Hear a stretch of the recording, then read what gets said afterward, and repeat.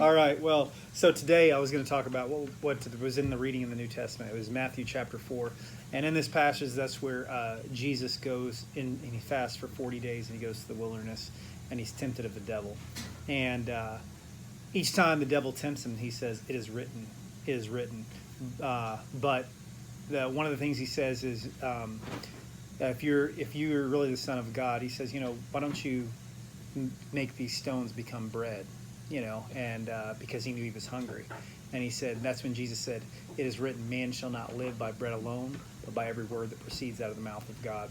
And God's word, the Bible, is so much more than just reading a book. It is nutrients to our soul. We feed our flesh, we feed this body how many times a day? Usually 3, sometimes like with this whole thing going, it's more like 5, right?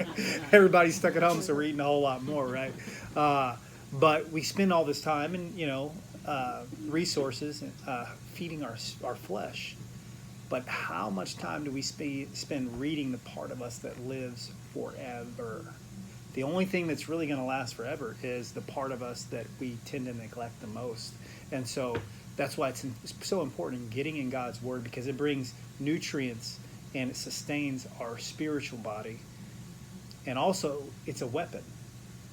Not only is it nutrients to the soul, it is our only offensive weapon that God gives us to fight off the enemy of your soul. Every time Satan came against Jesus, he said, "It is written." He was able to say what the God's word said so that he could stand and fight. And in this life, God's word is what's going to give us the ability to fight. I know the most difficult things that I've gone through, even difficulties in marriage, the only reason our marriage made it through was because of God's word. It taught me how to fight, and it's amazing what God's word will show us when we plug into his word and we listen to what his word says, and we don't just be a hearer, but we be a doer of what his word says. What is it? I think it was David said, "If your word had not been my stay, I would have perished in my affliction." And I know that personally. If it hadn't been for God's word, I would have perished in my affliction.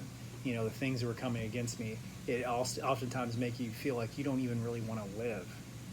But God's word will give you the strength to sustain you and overcome the obstacles that you face. So don't look at God's word. And I know that's why I'm so excited about us reading the Bible together. It's so awesome because it is strengthening us together, and we all grow better together. And so if you haven't done it, try to do it. And it's not done. I'm not doing this to make people feel obligated. If you feel obligated, don't do it. Do it at your own pace or whatever. But the importance is sometimes if we don't get something on a schedule, it doesn't get done, right? Mm-hmm.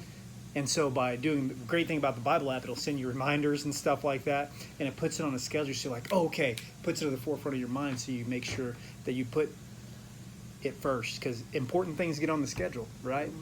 And this is really the most important thing in your entire life, is communicating with God, because this is the thing that lasts forever. Everything else is just temporary. Anyway, that's all I got. All right.